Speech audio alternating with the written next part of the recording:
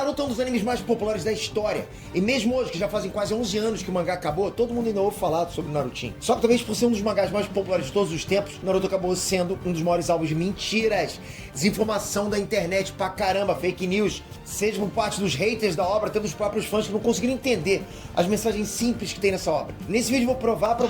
Galera, esse vídeo aqui ele tá sendo uma recomendação de um inscrito aqui do canal, que pediu pra mim fazer um react referente a esse vídeo.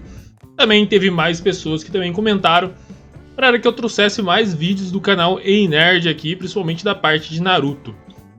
Vou estar deixando os comentários aqui no vídeo. E vamos para o vídeo aqui, vamos fazer o react aí de Naruto Hipócrita, né? Fã ou hater, Formas muita coisa de que você tem pergunta, ouvido sobre não? Naruto na internet nos últimos 11 anos são mentiras. São mentiras? O que a gente ouve de Naruto é mentira? O que é mentira, será? Hey, Trunks, Peter aqui. Bom, Naruto é um sucesso até hoje, cara.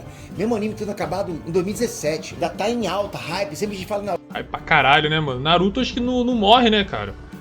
Acho que Naruto vai ser aqueles anime que vai ser eterno igual o Dragon Ball. Naruto tem muita procura na internet. Você olha os gráficos do Google, muita gente procurando Naruto. E ainda assim, depois de tanto tempo, ele ainda fica no topo lá dos animes mais assistidos em plataformas como Netflix. Só que ao mesmo tempo, é o que eu falei, Naruto é uma obra que recebe muito hate por coisas que não Demon não são Slayer tá em verdade, segundo cara. lugar, A maioria da galera terceiro lugar. assistiu Naruto na infância.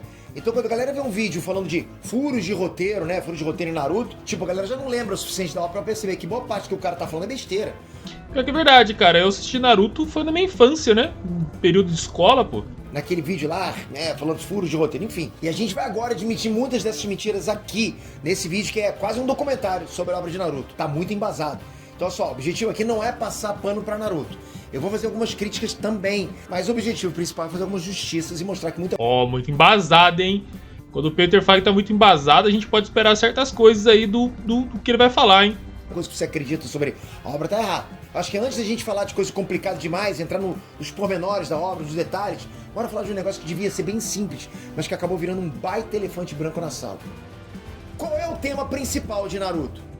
O tema principal de Naruto, cara, esse aqui eu sei, velho. Esse aqui eu sei, eu não assisti o vídeo, ó.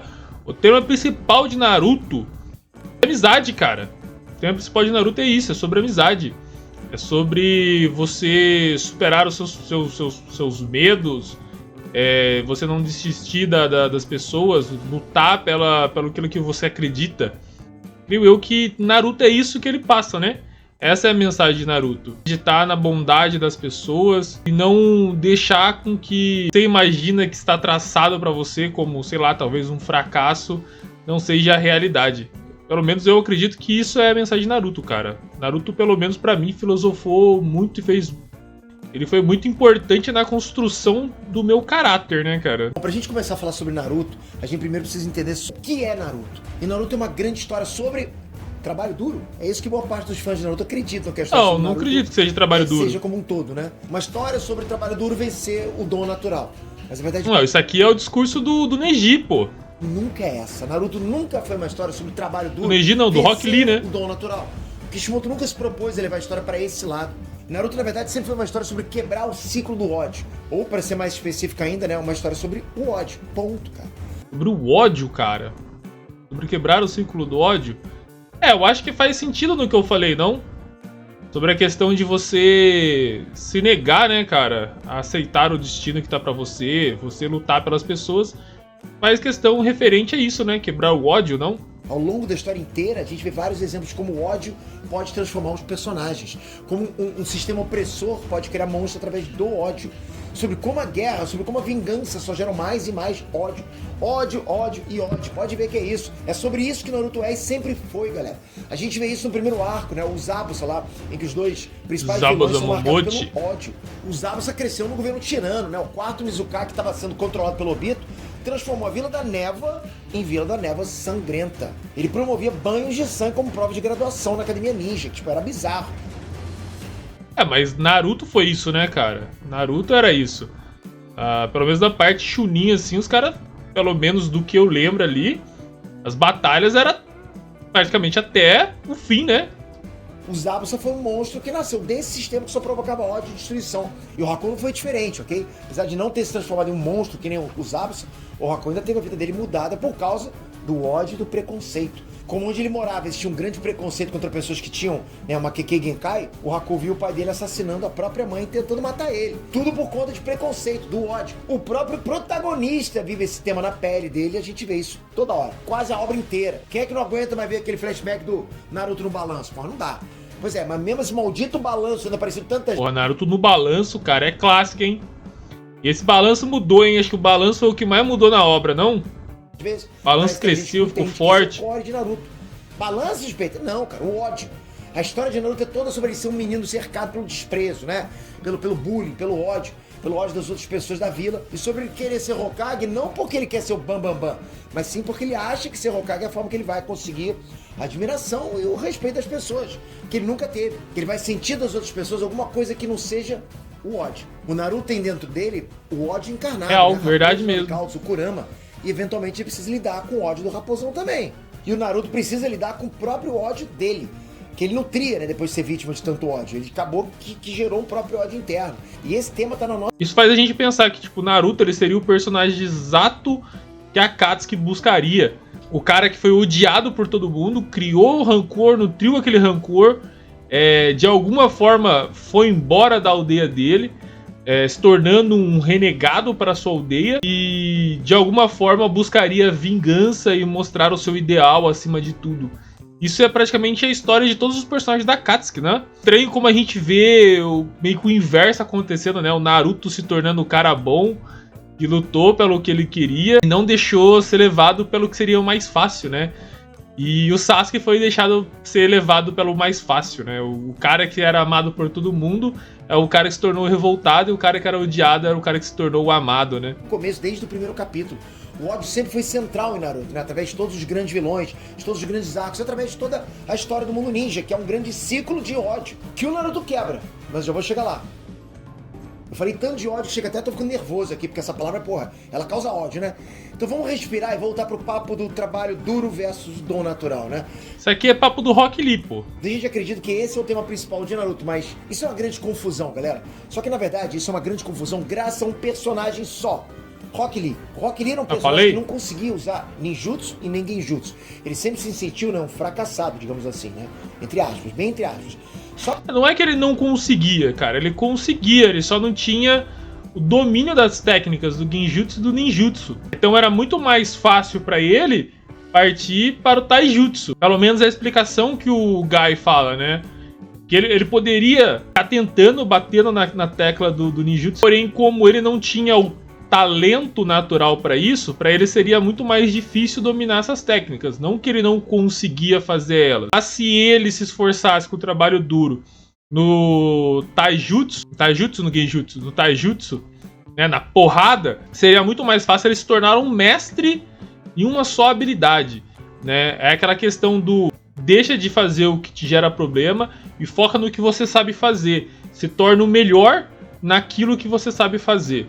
É melhor você ser um mestre no que você domina do que um cara mediano em várias coisas. Pra compensar isso, o Lee se dedicou 200% no taijutsu, ao ponto de ele virar, porra, um monstro nessa área. O cara tinha 1001 maneiras de te quebrar na porrada. O que era o Bruce Lee, né, pô? Muita gente entende é que o Lee queria provar que, com o trabalho duro, ele conseguiria vencer aqueles que têm um dom natural. Que é o caso do Neji, do Sasuke, né, que vem aí de genéticas abençoadas, digamos assim. Que ele conseguiria vencer aqueles que eram ditos gênios. A frase mais famosa dele é: o trabalho duro vence o talento natural. Agora provarei minha teoria, que o trabalho duro derrota o talento natural. Esse é o tema do Rock Lee, não é o tema da obra de Naruto como um todo, galera. Naruto nunca se propôs a ser uma história sobre isso. Essa é a verdade interna do Rock Lee, que é uma mensagem muito legal, por sinal, né, que inspira uma galera. Só que não é uma mensagem que a obra de Naruto dá o foco principal, né, como eu já provei pra vocês. Uma obra pode transmitir várias lições e várias mensagens. Sim, mas eu contesto aqui o Peter, cara. Que as pessoas, elas teve esse pensamento, teve essa visão do trabalho duro de vencer o dom natural, que em vários momentos de Naruto, ele cita sobre isso, né? Sobre trabalhar duro, falar que o Naruto era um fracassado e ele ia trabalhar duro para mudar. Fala do Rock Lee, fala do Gaara, apesar de ter o dom natural dele e tudo mais, ele tinha que trabalhar duro para superar o ódio das pessoas referente a ele. Falar do Sasuke ter que se superar também, trabalhar duro para dominar o seu dom, né? Fala da Sakura ter que se superar, trabalhar duro.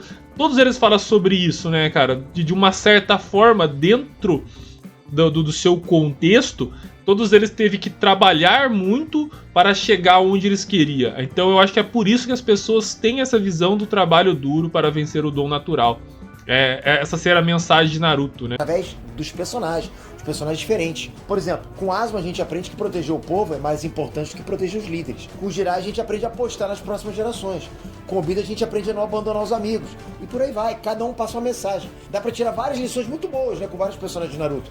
Mas não quer dizer que essas mensagens sejam um tema principal da obra. E é claro que esse lance de trabalho duro versus talento não é a mensagem principal, né, porra? Que o Rock Lee perde a principal luta dele contra o Gaara. O momento que a gente tá mais conectado ao Rock Lee é o momento da luta contra o Gaara. E que a gente finalmente, né, entra na cabeça do Lee e entende o passado dele. A gente entende o sonho dele, a gente vê ele se esforçando pra caramba. Então se o Naruto fosse uma história sobre trabalho duro versus talento, o Lee deveria ter vencido aquela luta. Porque numa história, galera, quando dois personagens têm sempre uma mensagem ali, é sempre um combate de ideias. A decisão de um autor de fazer com que o personagem tal vença é a confirmação da mensagem que ele quer passar com essa luta. E o Rock ele perdeu. Por quê? Porque, de novo, esse não é o tema principal de Naruto. Mas na moral, vamos focar aqui, ó, galera. Mas na moral, galera, vamos parar pra pensar aqui. Se a ideia de Naruto, o trabalho duro, superasse o dom natural, Rock Lee perder na luta contra o Gaara faria todo sentido, cara. Porque traria pra gente a ilusão de que o Rock Lee ele trabalhou muito e mesmo assim ele não derrotou o cara. E aí o Rock Lee ele viria e se superaria novamente. Tanto é que eu acho que não é só eu que tenho esse pensamento e essa ideia sobre o Rock Lee. Durante todo o anime do Naruto, o Rock Lee ele fosse aparecer e fosse superar, tá ligado? Em vários momentos eu achei que o Rock Lee ia se superar, que o Rock Lee ia aparecer como o grande herói. E ele não teve esse protagonismo, tá ligado? Dentro da obra. Tanto é que eu acho que talvez se ele tivesse, ele roubaria o protagonismo do próprio Naruto. Assim como o Gai mitou na luta contra o Madara. E aí a gente vê que realmente o trabalho duro talvez superaria o dom natural. Que seria a mensagem ali do Rock Lee. Então, pra mim, eu fiquei esperando a obra inteira que o Rock Lee fosse superar. E aí fosse mostrado que o trabalho duro superasse o talento natural. Mas sabe quem vence o Gaara depois? O Naruto. E por que o Naruto vence? Porque o Naruto entende o Gaara. Achei que era por causa do balanço, pô. Porque os dois passaram por coisas parecidas, os dois foram odiados. Os dois cresceram sozinhos, cara, tipo com monstros dentro deles. A luta do Naruto contra o Gaara não é decidido só pela força, mas pela empatia, né? Pra ele conseguir tocar no coração do Gaara, do inimigo. Isso é maneiro demais. Ele tocou no coração do inimigo. Naruto vence o Gaara mostrando que existe um caminho fora do ódio. Olha o ódio novo aqui, que é o tema principal. O trabalho duro versus talento é uma coisa tão isolada do Rock Lee que você nunca mais vê esse tema nos outros arcos. Em nenhuma outra luta. Nenhuma outra luta tem isso. Você pode até falar do Naruto versus Neji sobre isso também. Mas não é. Até porque o Neji, que era pra ser o tal gênio, o tal talento, na verdade era tão esforçado quanto o Naruto. Ele ralava pra aprender técnicas que ele nem devia ter acesso por ser da família secundária. Né? Tipo o Kaiten. Tipo as 64 palmas. Verdade. Mas o Neji não tinha genes que dava alguma vantagem pra ele. E o Naruto não sendo um Uzumaki, ainda um Jinchuri que usou o chakra da Biju na luta. Então no final das contas era o quê? Verdade, uma cara. luta entre dois privilegiados ou de dois esforçados? Não importa. Porque não era. Era de dois esforçados, né, cara? Na verdade era isso. Era... Pelo menos a minha visão que eu tinha ali era da superação. Era uma luta sobre superação. Esse era o tema da luta dos dois. Quem conseguiria superar os seus medos e seus traumas. Neji com o medo dele, acabar como o pai dele. E do Naruto de perder e desistir dos seus sonhos, entendeu? Perder o seu sonho de se tornar Hokage. Eu acho que seria isso. Naruto ele tinha que se superar, enfrentar o Neji pra honrar o que ele tinha prometido pra Hinata. E do Neji era se superar para que não acontecesse com ele o que aconteceu com o pai dele. E também a questão da libertação da parte inferior do clã dele ali, referente à parte superior do clã. Pelo menos essa era a visão que eu tinha da luta ali de Naruto versus Neji. Era esse o ponto da luta. E na verdade, galera, trabalho duro versus talento não é nem o tema principal do Rock Lee. Pois é, eu vou te provar. O Lee tem sim esse lance de provar que o esforço dele pode superar qualquer vantagem natural, né? Mas isso não é o ponto principal dele. Na verdade, o ponto principal dele sempre teve muito claro pra todo mundo ver. É só a gente olhar o flashback dele. Lá o Rock Lee diz com todas as letras, abre aspas, quero provar que mesmo uma pessoa que não consegue usar ninjutsu ou genjutsu ainda pode se tornar um ninja incrível. Esse é meu único objetivo. O Lee, por algum motivo, não consegue manipular chakra pra usar ninjutsu ou taijutsu. Não confundam, ele tem chakra sim, ele só não consegue executar ninjutsu e genjutsu. Por isso É como eu falei, ele tem o chakra, ele sabe a técnica, porém ele não consegue executá-la. Eu acho que vem pela questão da dominação do seu próprio chakra, né? que ele quer provar pra todo mundo, mas principalmente pra ele mesmo, que ele ainda vai conseguir virar um ninja incrível só na base do taijutsu. Porrada. Provar que o esforço dele seria suficiente pra derrotar todos os tipos de oponentes. Em Naruto, o esforço importa muito. Se o ninja não treina, ele rapidamente fica enferrujado. Mesmo se a gente tá falando aqui de um gênio com dons naturais, né? Se ele não se esforça o suficiente, ele não vai conseguir ir longe. A gente vê isso quando o Sasuke leva um sacode do próprio Lee, porque apesar do Sharingan do Sasuke prever os movimentos, o corpo dele não consegue acompanhar a velocidade do Lee. A frase do Lee significa que o trabalho duro pode superar o talento quando o talento não trabalha duro. Mas, de novo, isso é uma mensagem secundária, galera. Não é o centro da história. Então, da próxima vez que você vir alguém falando que Naruto é sobre esforço, venceu o talento, já sabe, isso é só uma parte pequena da história. Uma lição dentro de um personagem, não o tema principal da obra. Geralmente, a galera que acredita nisso faz isso pra fortalecer uma narrativa muito clara. Naruto é um destinado hipócrita? Eu já fiz um vídeo sobre... Cara, isso aqui pega, hein? Naruto é um destinado hipócrita? Mas esse tema é uma mentira que tá tão consolidada na cabeça da galera que esse papo sempre volta. Parece que a galera não entende mesmo o que tá acontecendo aqui. Por causa desse papo da galera achar que Naruto é sobre trabalho duro versus talento, sempre tem uma galera que chama o Naruto de hipócrita porque ele já tem algumas vantagens. Já que se a história é sobre trabalho duro, é hipócrita da parte do Naruto ter alguns poderes de mão beijada. E a coisa pior é quando... Pior que é foda, né? Que os caras falam que, tipo assim, Naruto, se fosse referente sobre trabalho duro, não faria sentido nenhum mesmo, né? Porque Naruto, além dele ter um demônio que daria pra ele quase poder ilimitado, ele tem o mais poderoso de todos, tá ligado? Que é a Kyuubi, tá ligado? A raposa de 9 caudas. Mesmo contra as Jinchuriki, ele ainda é o mais poderoso entre as Jinchuriki. Quando as pessoas misturam isso com o discurso do Neji sobre destino, né? Dizendo que o Neji sempre teve certo no clássico. Aí fica uma coisa feia, né? Bora quebrar isso por partes, então, agora. O Neji, no clássico, era um pé no saco. Pô, pra caramba. O cara ficava batendo na tecla dizendo que as pessoas já nascem destinadas ao sucesso ou ao fracasso. E que elas nunca poderiam mudar esse destino. Que o fracassado sempre seria um fracassado, não importa o quanto ele tentasse. Isso rola por causa do passado do Neji. Ele cresceu na família secundária do clã Hyuga. E o objetivo dessa família era, basicamente, dar a vida para proteger os membros da família primária. A galera da família secundária recebia um selo amaldiçoado na testa, que servia como um dispositivo de controle, né? A família principal podia torturar o pessoal da família secundária por causa desse selo, né? Eles eram realmente como pássaros enjaulados. Só que a gota d'água pro Neji foi quando o pai dele foi morto para proteger a família principal. Quando rolou umas tretas diplomáticas entre a Vila da Folha e a Vila da Nuvem, eles fizeram um acordo para evitar uma guerra. Só que esse acordo pediu o cadáver do Heihachi Hyuga, o líder do clã Hyuga, um membro da família principal. E Konoha aceitou esse acordo. Só que foi o cadáver do pai do Neji, que era irmão gêmeo do Heihachi, que foi entregue para enganar a Vila da Nuvem. Aí o pai do Neji morreu cumprindo o destino dele de servir a família primária. Aí por isso, sempre que o Neji vê alguém tentando mudar o próprio destino, ele fica pé da vida. Então, mas aí que cai o discurso do Neji aqui por terra, né, cara? Porque se você for parar pra você pensar sobre destinatário, que ele falava que o Naruto era fracassado, Naruto, na verdade, então, ele nunca foi fracassado, cara. Ele sempre foi destinado à grandiosidade, né? Porque, porra, ele era filho do fucking quarto Hokage, tá ligado? Minato Namikaze, pô. O cara que era uma lenda, até mesmo entre as outras aldeias, tá ligado? Ele era filho da Kushina, uma das Kunochi. Tipo, porra, pica pra caralho, tá ligado? E ainda herdou ainda a raposa que a mãe dele tinha também, que conseguia prender a raposa dentro. Creio eu, se eu não me engano, que é citado na obra, que acho que a China, ela dominava a raposa como nenhum outro Jinchuriki que tinha dominado, tá ligado? Pela questão acho que de chakra ou de habilidades dela. Então, Naruto, ele era predestinado a grandiosidades, tipo, maior. Então, galera, o Neji tinha essa ideia de destino que nunca poderia ser mudado. Só que o Naruto foi lá e desceu o cacete no Neji e mandou ele calar a boca. Porque ele tava chatão demais. Daí, como as lutas entre personagens são disputas de ideias, a galera interpreta que o Naruto, ao vencer, tava falando: não existe destino coisa nenhuma. Então, lá na frente, a gente descobre que o Naruto é filho do 4 Hokage, a criança da profecia, reencarnação do filho do sábio do sexto caminho e tal, né? Aí, olhando desse jeito, realmente parece que o Naruto é um baita de um hipócrita. Exatamente. Porque que eu falei? Ele fala que ele iria mudar o destino dele, então. E aí o cara se torna Hokage, se torna o escolhido. Quer dizer que, tipo, na verdade ele não mudou o destino dele, ele só cumpriu o destino, né? Mas essa ótica tá totalmente errada, cara. Em nenhum momento durante a luta contra o Neji, o Naruto tenta provar que o destino não existe. Na verdade, o Naruto fala que o destino existe. Só que o ponto do Naruto era mostrar pro Neji que ele não precisava aceitar um destino que não agradava a ele. Você pode mudar o teu destino, você pode. Um fracassado não vai ser sempre um fracassado se ele lutar pra mudar isso. E é desse jeito que o destino em Naruto sempre foi tratado. Ele existe, mas é algo que você pode mudar. Você não precisa se conformar com o seu destino. O Naruto, da mesma forma que o Neji, ele nasceu com uma maldição. Ele tinha a raposa de 9 caudas dentro dele. Uma maldição que fez ele virar um pária dentro da própria vila. Geral não gostando dele, tendo ódio dele, né?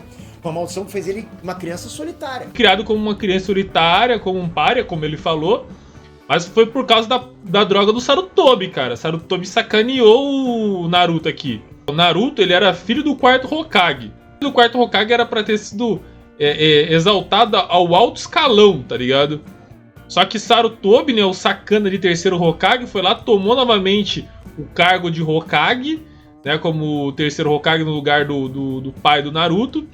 E simplesmente, mano, largou o moleque de xereca, tá ligado? Tacou o moleque lá morando em uma casa de aluguel, comendo comida estragada. Em vez de, tipo assim, pô, ter dado os melhores treinadores para o Naruto, ter falado, contado a história do pai dele, exaltado o Naruto ao alto escalão, tá ligado?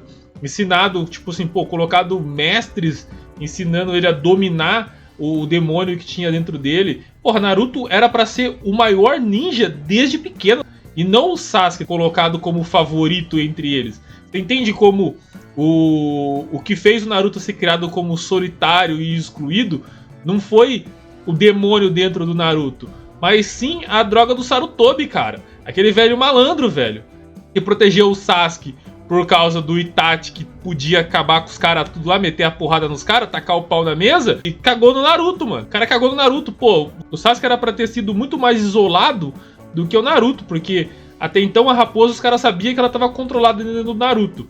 E já o Sasuke, ele descendia de um clã que ameaçou a Konoha à destruição. E eles sabiam que o poder dentro do Sasuke poderia acabar com toda a aldeia. Da mesma forma que ele tinha um irmão que era o traidor, suposto, né?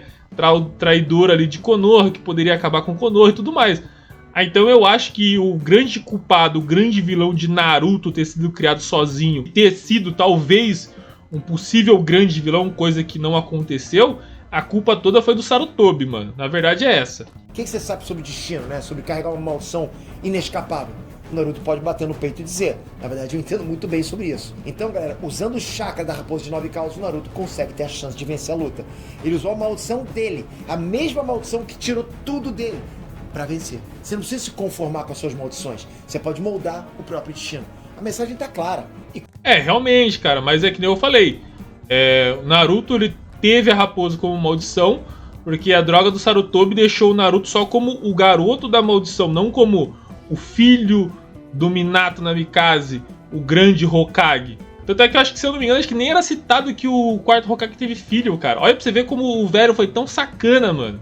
Quando o Hamaru foi criado na Mondormia, Naruto foi criado no lixo, mano. Como se não tivesse claro o bastante o Kishimoto vai velho era um pilantra, a mensagem na cara das pessoas. Porque o que faz o Naruto vencer realmente é o jutsu do clone das sombras. Só que na academia, a técnica de clonagem era a pior técnica do Naruto. Ele reprovou 3 vezes na academia ninja por causa de um jutsu de clonagem. Só que ele mudou o próprio destino e fez essa técnica virar simplesmente a técnica principal dele. Se ele só aceitasse o destino como o Neji defendia, ele não teria conseguido. Mas aqui eu derrubo 100, o Peter, aqui eu derrubo 100.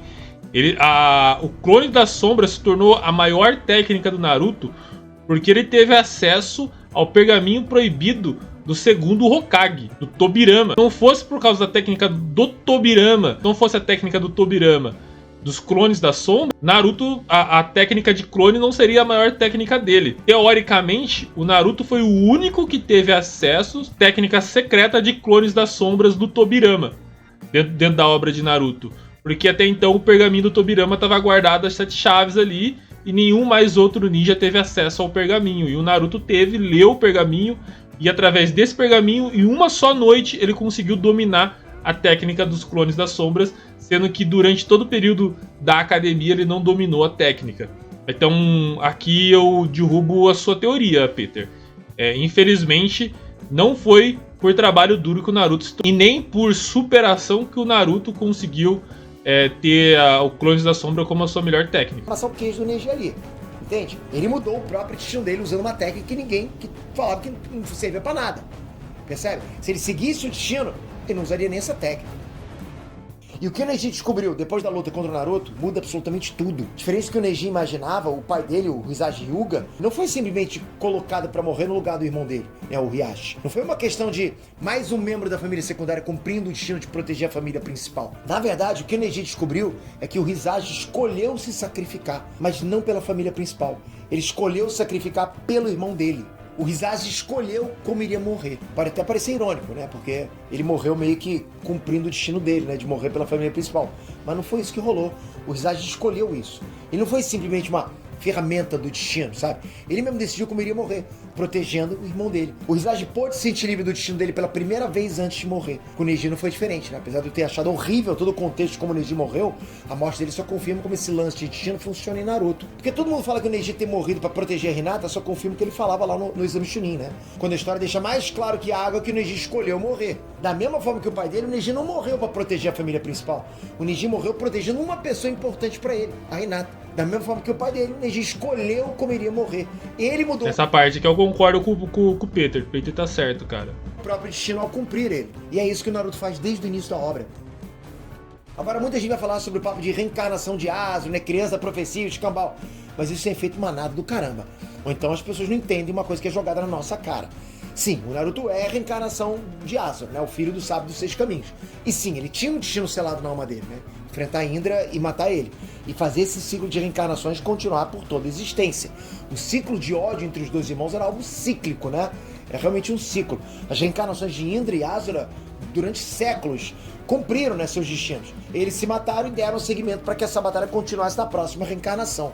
Madara e Hashirama são um exemplo desse ciclo. Apesar de tentarem se entender, as coisas acabaram dando errado entre eles. E eles cumpriram o destino dos irmãos, de um jeito um pouco diferente, né? Porque o Madara sobreviveu no fim das contas, mas ainda assim cumpriram o ciclo de reencarnações. Só que aí que tá, galera, o Naruto quebrou o destino. O Naruto foi a primeira reencarnação do Asuna que se recusou a repetir esse ciclo. Ele não quis matar o Sasuke. Mesmo com tudo que o Sasuke fez, com todas as tretas, traições, discursos de vilão, né? Tentativas de assassinato, o Naruto se recusou a desistir dele. Ele não quis vencer o Sasuke matando ele quis vencer salvando ele. O Naruto nunca cogitou matar o Sasuke, cara, nunca.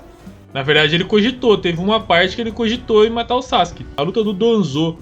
Quando o Sasuke mata o Danzo e o Naruto enfrenta o Sasuke debaixo da ponte. Se eu não me engano, naquele momento, o Naruto cogitou realmente em acabar com o Sasuke. Nunca mesmo. E foi exatamente por isso que, pela primeira vez em milhares de anos, o ciclo de ódio entre Indra e Asuna foi quebrado. Porque o Sasuke reconheceu o esforço do Naruto durante todo esse tempo. E ele admitiu, eu perdi. Por causa do Naruto, ele viu que eles não precisavam seguir com aquele ciclo de ódio. Que eles podiam quebrar o destino e encerrar o ciclo de reencarnações. Por causa do Naruto, não vai ter mais Indra e Asuna saindo na mão nas próximas gerações. Eles fecharam essa porta, acabou o ciclo, quebrou, mudando o próprio destino. E essa não foi nem a primeira vez que o Naruto mudou o destino. O Naruto era criança da profecia. A profecia do grande sábio eremita, o Naruto, dizia que o Jiraiya iria ter um aluno que iria salvar ou destruir esse mundo. E aqui a gente já vê outro exemplo de como o destino em Naruto era tratado. Tinha essa profecia, ela era aberta e dependia totalmente das decisões das pessoas envolvidas, principalmente do Jiraiya, né? Foram os ensinamentos do Jiraiya, as escolhas do Naruto que fizeram eles construírem o próprio destino. Por causa que ele aprendeu com o Jiraiya, o Naruto perdoou o Nagato e isso desbloqueou uma terceira possibilidade dessa profecia.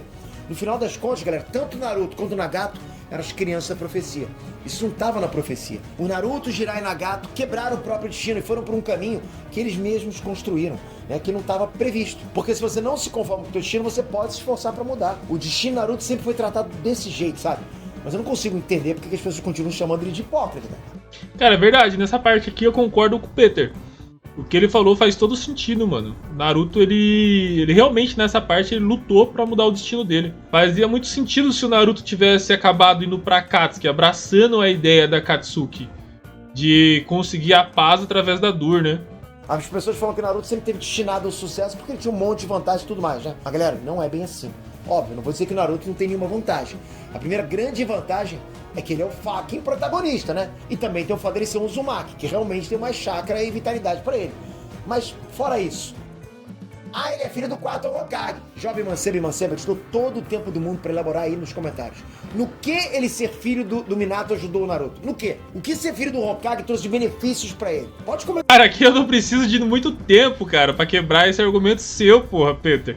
Aí que você quebra as pernas, né, cara? É fácil, mano. É aquilo que eu falei anteriormente. Ele ter sido filho do quarto Hokage, Minato Namikaze daria vantagem pra ele de ter treinado com os melhores mestres desde pequeno.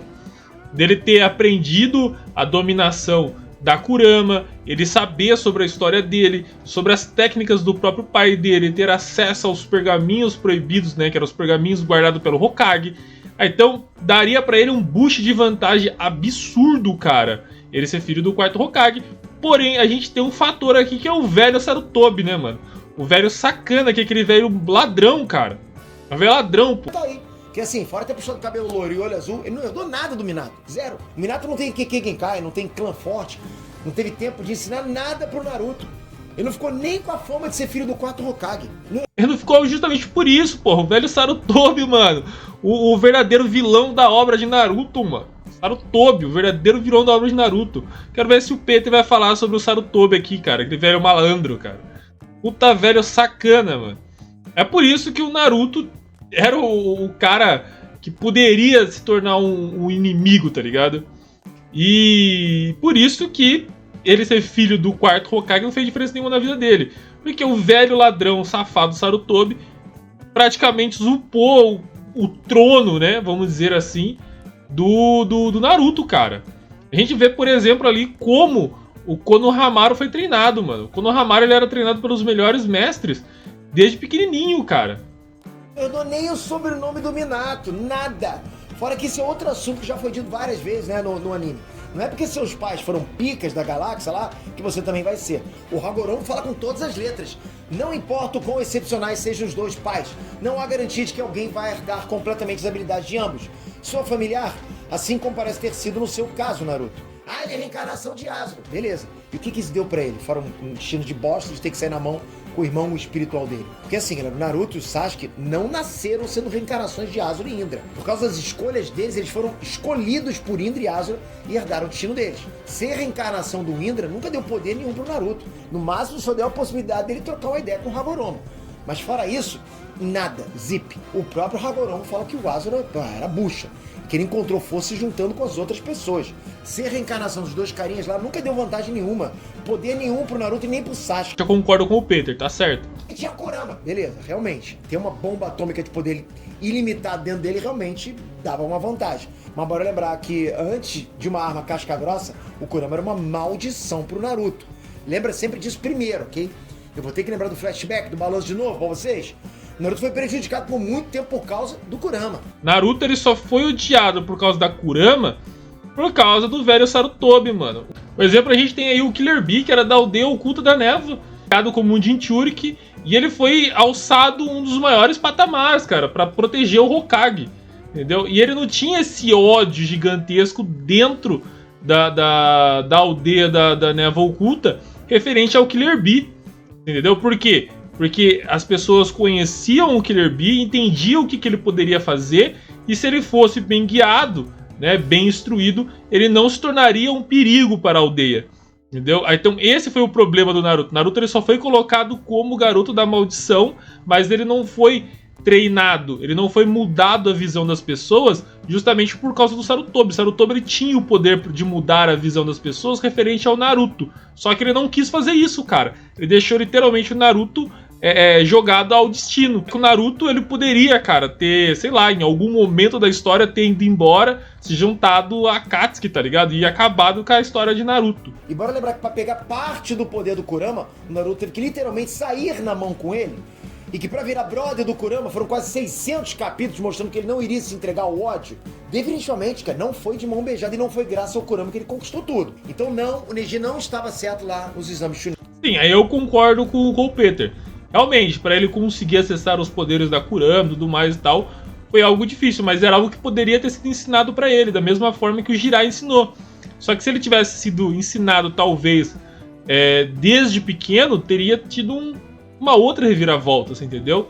Tanto eu falo no contexto social do Naruto, não no contexto evolutivo. Também, no evolutivo também faz sentido.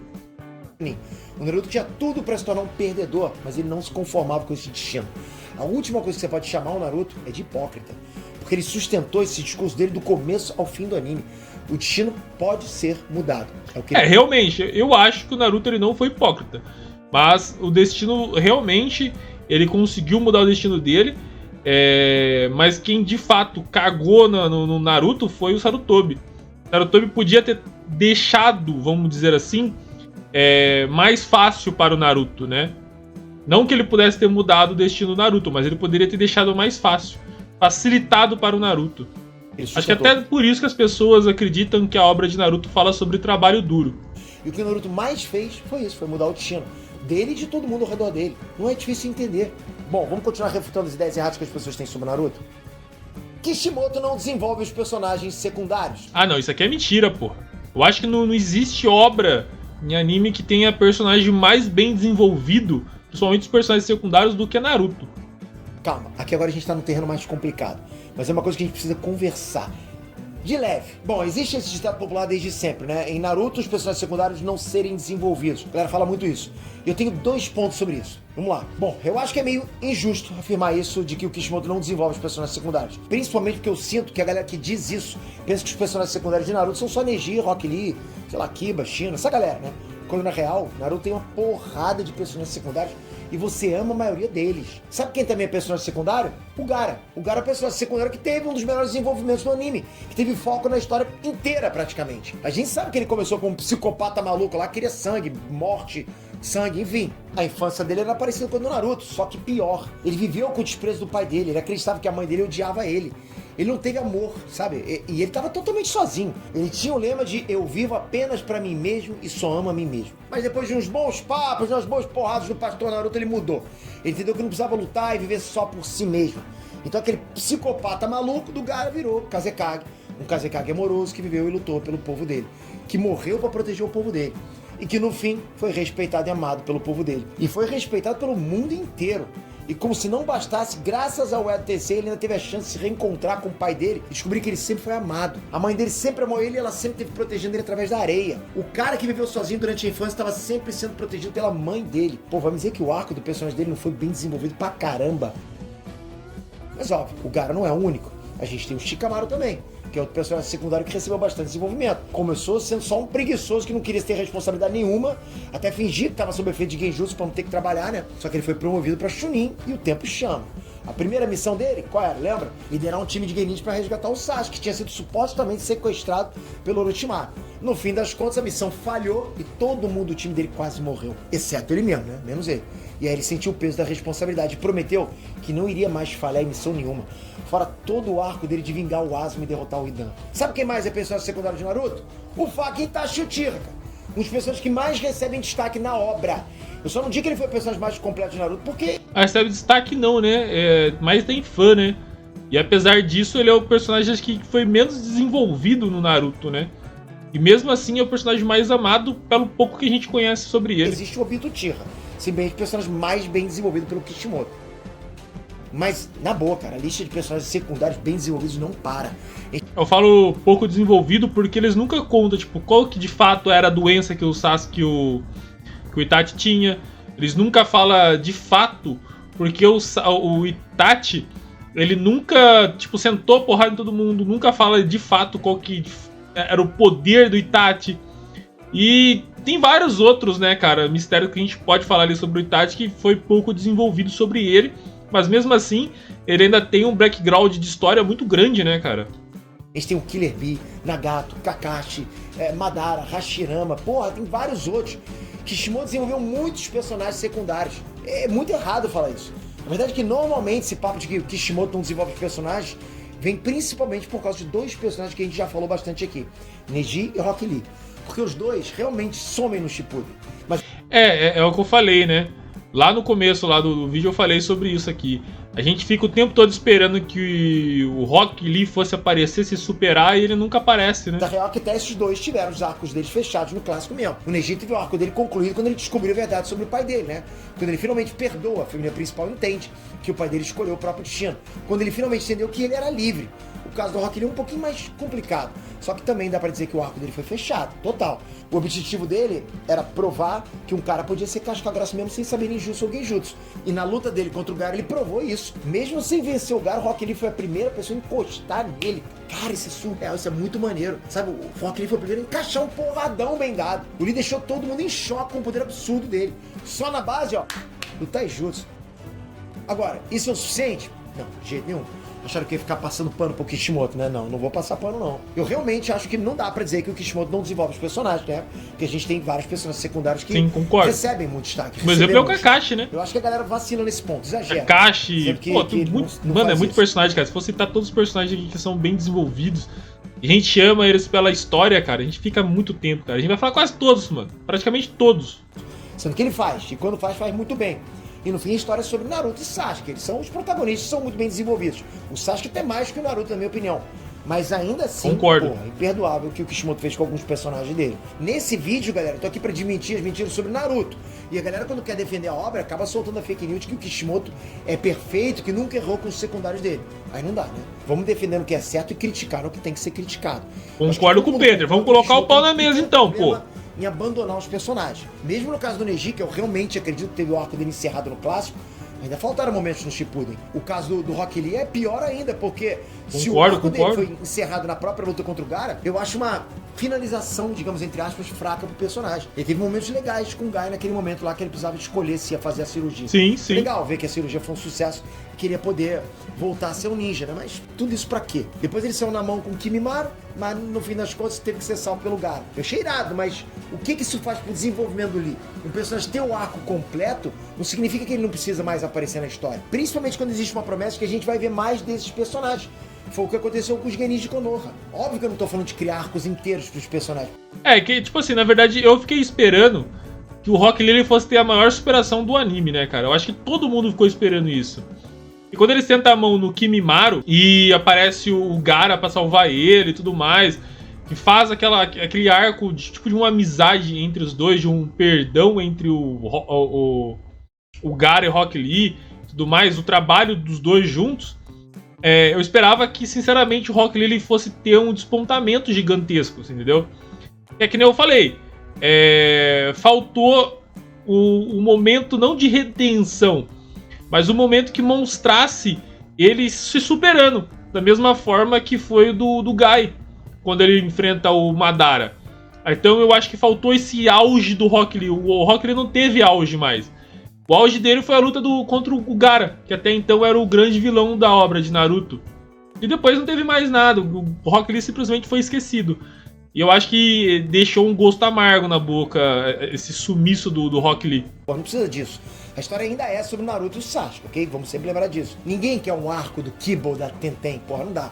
Mas criar momentos dentro dos arcos que possam dar algum Não, Tenten é o personagem mais esquecido do anime, né, cara? desenvolvimento pra esses personagens também faz sentido. E faz sentido, tipo assim, ó. Agora, ele falou da Tenten, cara, me fez lembrar de um ponto aqui. A Tenten é a única personagem que é mostrado que ela tem o jutsu do Hashirama. Invocar lá armas, né? É o único que usa ele, é o único personagem que não é desenvolvido no anime, cara. Ela é literalmente jogada de escanteio. Camaro é um exemplo de personagem que ganhou um arco inteiro pra ele no Shippuden, né? Um arco que ele vingou a morte do Asuma. Pô, foi bacana pra caramba pra gente ver aquilo. Esse arco ajudou a finalizar o desenvolvimento que tava rolando lá com ele desde o clássico. Sim, foi bom pra caramba. Então precisava disso pra gente, certo alívio pra gente. Com o Shoji rolou outra coisa. Eu acho que ele teve um arco curto que foi fechado lá no clássico, né? Que era focado basicamente na amizade dele com o Shikamaru e na determinação dele. Mas na guerra, o Shoji luta contra o Asuma, que desenvolveu outra parte dele. O lado mais sentimental dele. Foi curto, né? Durou poucos capítulos lá. O Shoujo eu acho... Sei lá, cara. Dava pra ter feito isso com os personagens. Gostei muito do Shoujo. A guerra era o cenário Então... perfeito pra isso. Principalmente porque lá tinham os Atenseis que podiam criar momentos interessantes entre duas pessoas que não queriam lutar uma com a outra. Sabe? Como foi o caso do Shoji contra o Asuma. Na guerra o pai do Neji foi revivido, mas eles nem se topam, cara. Eles não se cruzam mais, né? Parece que nem passou pela cabeça do Kishimoto dar um momento pro Neji. Vacilo isso. E aí o Neji vai lá e morre do nada. Eu não me importaria da morte do Neji ter sido exatamente do jeito que foi se ele tivesse ganhado algum destaque antes de pular pra morte, cara. Só isso. O Lee foi ainda pior, que nem momento legal de sacrifício ele teve. O Lee nem existe. Exatamente, é o que eu acabei de falar. O Lee, ele foi literalmente esquecido. Não teve a redenção do Lee, né? Não redenção. Não teve o auge do Lee, né? Não, o que é muito frustrante, principalmente depois da gente ver ele topando passar por uma cirurgia que podia matar ele. Tudo pra que ele pudesse continuar sendo um ninja. Eu acho que o Kishimoto, galera, ele criou personagens legais demais e descartou alguns deles conforme a história avançou. E dava sim pra ter feito melhor, sabe? Bom, vamos pra próxima mentira. Dava, é que eu acho que, tipo assim, teve personagens que eles eram tão grandiosos, superava os próprios protagonistas, cara. Um exemplo é o Rock Lee, que pra mim eu acho que se ele continuasse na do Rock Lee, facilmente ele ia superar o Naruto e o Sasuke. Outro personagem pra mim que eu acho que se desse muito mais destaque também superaria fácil os personagens que são os protagonistas é o Itachi. Tanto é que até hoje que o Itachi acho que tem mais fã do que o Sasuke do que o Naruto, cara. Mentira! Naruto deveria ter acabado no arco do Pain. Ó, eu sei que isso não é bem uma mentira, digamos assim, né? Que é mais uma opinião da galera. Mas essa é uma opinião que eu sempre fico meio doido quando eu ouço alguém falar. É que na real, eu acho que não, cara. É mais uma nada do que uma opinião individual de verdade, sabe? De cada... É que, tipo assim, o arco do Pain foi muito bom, né? Foi muito bem construído. Mas eu acho que no arco do Pain, cara, eu acho que é onde as coisas realmente despontaram. É onde eu acho que realmente começou a ficar sério pra caramba. Onde a gente viu o poder destrutivo. Porque simplesmente não faz sentido. Tipo assim, de verdade, eu respeito sua opinião e sempre vou respeitar. Mas saiba que ela não faz sentido. O arco do Pain foi bom? Não. Ele foi maravilhoso. Sem dúvidas, um dos melhores arcos de Naruto. E não tem quem negue isso. Um dos melhores arcos de todos os tempos, de todos os animes. Mas ele não tem como ser o final de Naruto, galera. Se bem, não tem como. Sim, isso encerra uma questão importante pro Naruto. Ele finalmente foi reconhecido. As pessoas agora respeitam ele. A vila inteira idolatra o Naruto. Por isso a cena dele sendo erguido lá pelo povo, pô, é tão linda. Fez marmanjo chorar, ok? Eu chorei. Foi brava essa cena. Foi, não. O Naruto foi... era reconhecido pelo povo. Foi triste, cara. Nossa, essa aqui foi triste. O que acabou, deu uma estragada ali, foi os filler, né? Mas, cara, esse momento aqui do Naruto sendo vangloriado aqui pelo povo que odiava ele, cara, tocou. E por isso era só esperar um tempinho que ele poderia virar o próximo Hokage. Só que nada disso importa de verdade pro Naruto, por quê? A gente já tem a resposta logo no começo do Shippuden. Alguém que não consegue nem salvar um amigo não merece tornar um Hokage. Simplesmente não existe possibilidade de Naruto acabar sem resolver o conflito do Naruto e do Sasuke. Cara, isso é lógico, é a lore do anime, da obra. Isso tá desde o começo da obra, galera, é uma coisa básica. Fora que isso seria jogar fora 1 milhão de histórias que a obra já tinha dado início. O mistério de que era o Madara, o mistério de que era o Tobi, a mitologia do sábio dos 6 caminhos, todo o background do Sasuke com o Itachi, cara, 1 milhão de outras coisas. Galera, vocês querem mesmo jogar tudo isso fora e dizer que tinha que ter acabado no Pain? Sério? Sendo que o arco que vem logo em seguida é o arco da reunião dos 5 Kages. Sim, é o melhor, cara. Absurda, porra, bom pra caraca. Simplesmente a gente vendo mais de outras vilas. A gente vê o Sasuke com uma aura do caramba, a gente vê o Sasuke tomando... Porra. Cara, eu acho que nesse momento aqui o Sasuke era o... Mano, o Sasuke tava muito pica, cara. Que eu falei, eu gostava muito do Itachi, mas nesse momento aqui, ó, que o Sasuke aparece, cara, porra, eu fico muito fã do Sasuke. O Sasuke tá muito pica, cara, aqui. O pavor dos Kages, a gente vê a declaração de guerra. Pô, quem não ficou hypado tá maluco. Assim, de verdade mesmo. Os Kage dando uma cagada pro Tobi, falando que era um Madara, mano. Se você não ter curtido a guerra, tá tudo certo. Tem que admitir que toda essa preparação, porra, foi boa pra caraca. Foi, galera? Pô, o Tobi falando, ele falava umas vozinhas mó bostinha assim, tipo... De repente ele aparecendo na vila do bagulho, falando com uma voz grossa, tá ligado? Falando que ele era um Madara Uchiha. Porra, falando com uma voz mó imponente, tá ligado? Metendo logo Mano, cara, foi foda, mano. Essa parte aqui dele aparecendo, falando que declarava a próxima guerra ninja contra os Kage, com todos eles reunidos, falando que ele era Madara Uchiha. Véi, eu acho que é a cena mais pica que tem, cara. Sobre a guerra em si, eu acho que é uma saga que tem muitos problemas. Muitos, de verdade. Ó, aqui mesmo eu tava aqui, porra. Eu tava bem aqui, ó. Tava bem ali, ó. Bem nesse... Aqui, ó. Vou colocar a seta em cima, ó.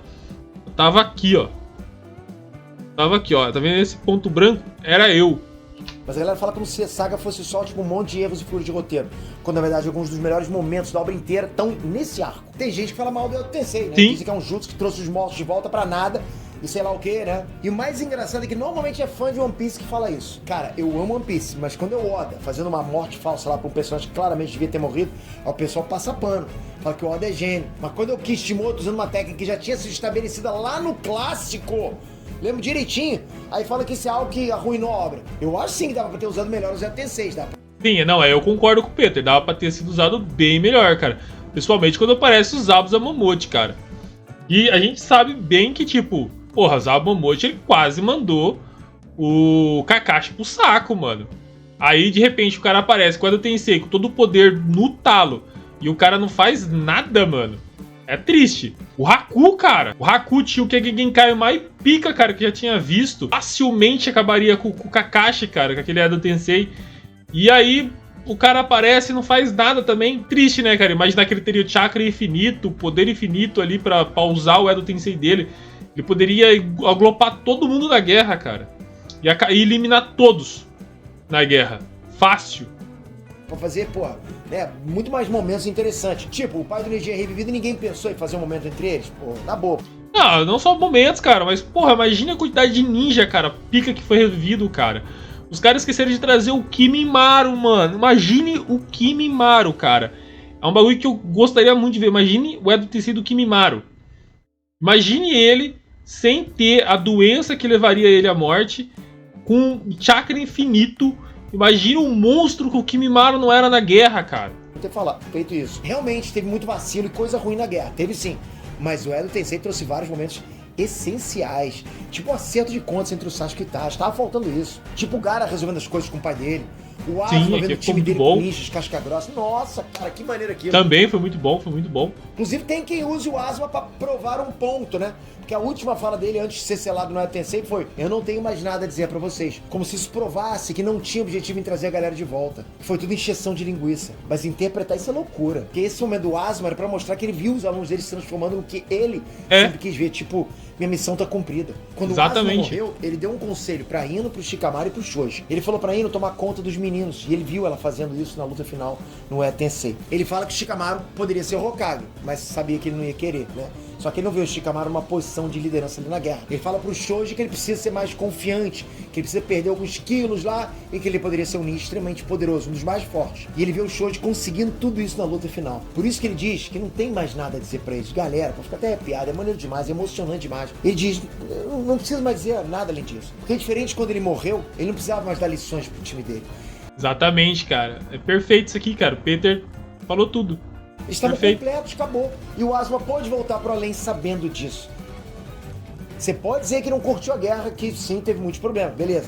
Eu tenho muitas críticas à guerra. Todo o lance da Kaguya, né? O fim do Madara, muitas decisões do Kishimoto no meio da guerra. Da Kaguya. Era a chance de desenvolver mais personagens secundários e não usou isso, e foi péssimo. Mas dizer que devia ter acabado no PEN, com tanta história pra contar ainda, isso não faz sentido. É errado, né? cara. Quem fala isso não é fã de Naruto, cara. De fato, não é fã de Naruto. O fim mesmo de Naruto, que é a luta contra o Sasuke, pra mim, é excelente. Encerra perfeitamente o ciclo e conclui as coisas do jeito certo, sabe? Com tudo. Eu falava, cara, eu até brincava brincava, né? Eu até comentava com os meus colegas, tá ligado? Que Naruto ia acabar justamente com a luta entre o Sasuke e o Naruto. Ia acabar com o Rasengan e tudo mais, como foi na luta deles no final do clássico. Eu falava sobre isso, eu brincava sobre isso, tá ligado? E seria desse jeito. E foi exatamente da forma que acabou, tá ligado? Resolvido. E não com um monte de pontas soltas, que seria o que rolaria se tivesse acabado no arco do PEN. Lembrando que eu falava isso em 2011, hein, cara. Naruto foi acabar em 2017. Eu já previ o final de Naruto 7 anos antes do final dele. Supostos furos de roteiro. Ela tem um fenômeno muito interessante que rola assim com o otaku médio de Twitter. Boa parte deles quer se sentir mega intelectual e pra isso eles se sentem na obrigação de procurar e ficar lá apontando furos de roteiro na obra que ele assiste. Uma coisa meio que, porra, olha só como eu sou intelectual, consigo achar furos de roteiro.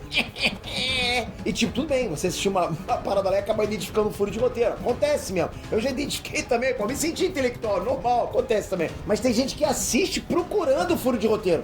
O que você tá vendo aí? Só furo de roteiro, só quero isso, entende? Então imagina como é que é a experiência dessa pessoa, percebe? É diferente. Ela não tá aproveitando a obra, ela tá caçando o problema, procurando pelo ovo, vai achar. E o mais engraçado é que muitas dessas pessoas nem sabem o que é um furo de roteiro.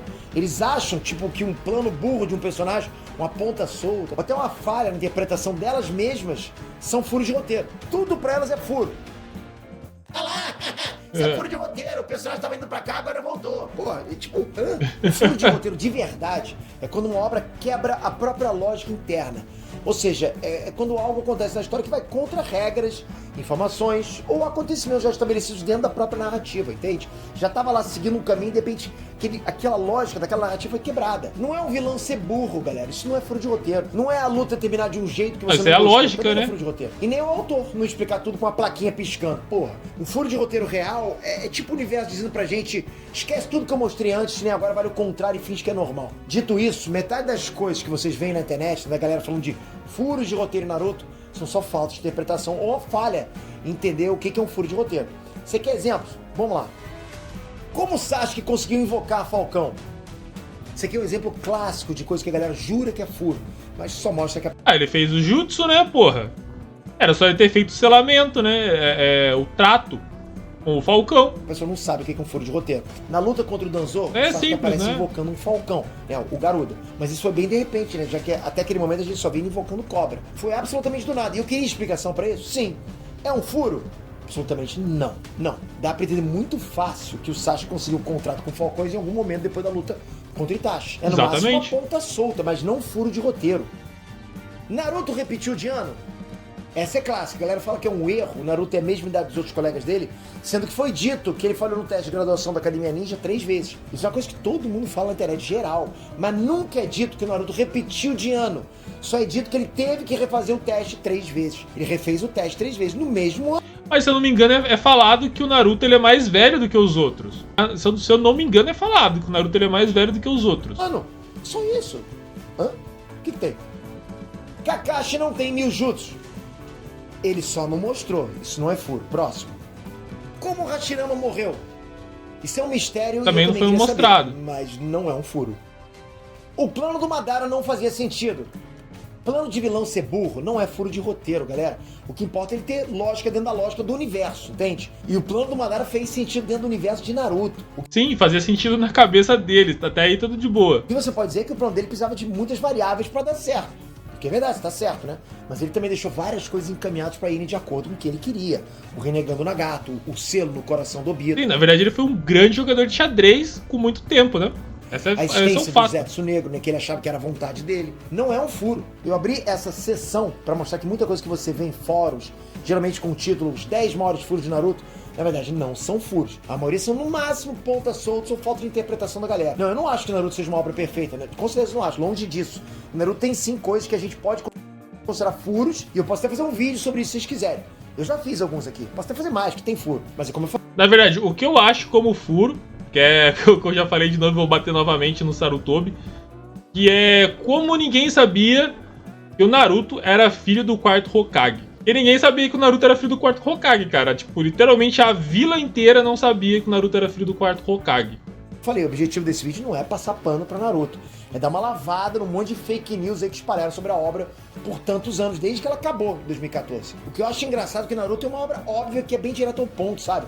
Ela não deixa tanta coisa nas entrelinhas, como Bleach, por exemplo. Bleach tem, tem subtexto demais, né? Tem muitos detalhes lá que você não vai conseguir pegar de primeira. Até hoje muita gente acha esquisito o Ichigo ser Shinigami, rola e Quinch, sendo que isso já tá estabelecido de um jeito bem sutil desde o primeiro capítulo. Será que rola um refutando mentiras de Bleach, hein? Comenta aí que eu faço. Eu acho que rola, hein? Pode fazer, Peter. É bem mais explícito. E mesmo assim, a galera não entende umas coisas básicas. Por isso a minha teoria é de que tudo isso é um grande efeito manada. Alguém falou essas coisas uma vez, soou muito inteligente e até hoje a galera repete essas coisas. Só que a galera não foi reler o mangá. É que, tipo assim, às vezes é citado, faz um pouco de sentido e as pessoas seguem, né? Pra saber se aquilo é verdade ou não. Enfim, galera, essas foram as principais mentiras que as pessoas espalham sobre Naruto. Mas tem mais. Valeu a parte 2, esse vídeo já foi grande o suficiente. Eu nem sei, que eu fiquei falando sem parar aqui. Foi grande pra caramba, hein, Peter? Comenta aí, compartilha. Mas, cara, vídeo interessantíssimo, mano. Você quer ver mais vídeo aí do Peter Jordan nesse sentido aí? Quer que eu reaja a alguns vídeos aí? O nosso vídeo já foi longo pra caramba. Mas por enquanto é isso aí, cara. Eu acho que vale um parte 2 aí, principalmente falando sobre os verdadeiros furos de roteiros de Naruto. Inclusive, talvez eu possa até trazer algum vídeo referente a isso aí. Mas por enquanto é isso, te vejo no próximo vídeo. Fui!